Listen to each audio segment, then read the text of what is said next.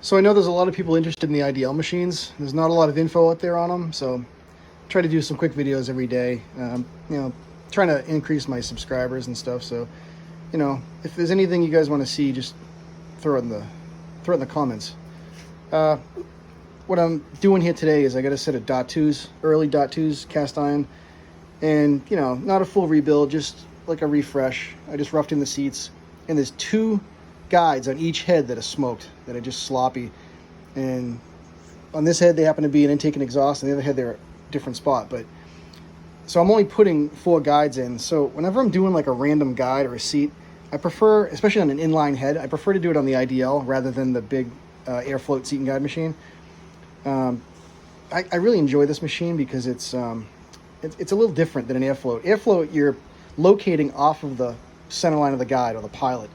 So if the seat or the guide is smoked, you have to get creative to center up on it to get it in the right spot. And a lot of times you'll end up putting a seat in it. So this thing here, it actually locates completely different.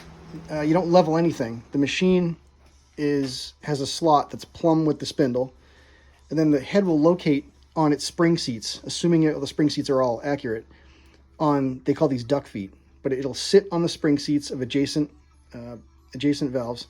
It locks down off of the seat. These are seat adapters, there's a whole bunch, and it locks down tight. And that's putting the guides in line with that slot. And there's a little bit of play in it too. You can mess with it, but then on the actual tooling, it is piloted, and when you go to drill it and ream it, these little hardened drill sleeves or drill collars or whatever, they adapt to a seat adapter, so it actually will center on the actual existing seat.